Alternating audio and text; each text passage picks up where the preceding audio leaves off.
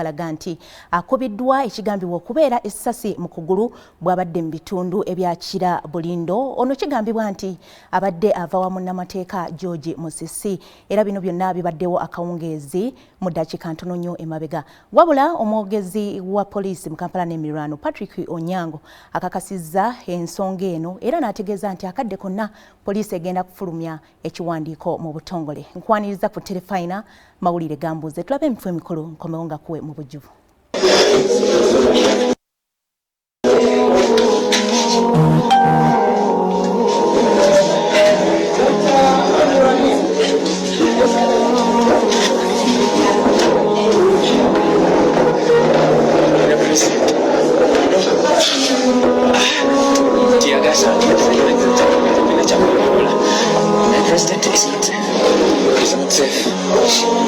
Share the video. It's not safe. Manage the crowds and the movie. He has been shot. He will speak later. He has been shot.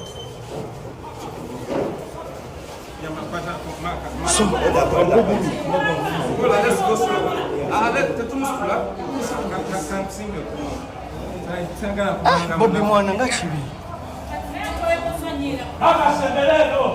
All right, we have just heard that Bobi Wine has been shot. This is what's going on. We are in Bulindo and Bobby has been shot.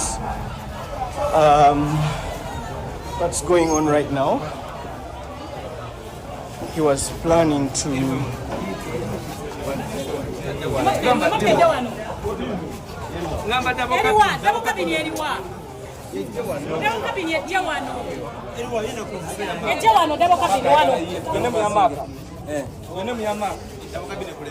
This is what's going on.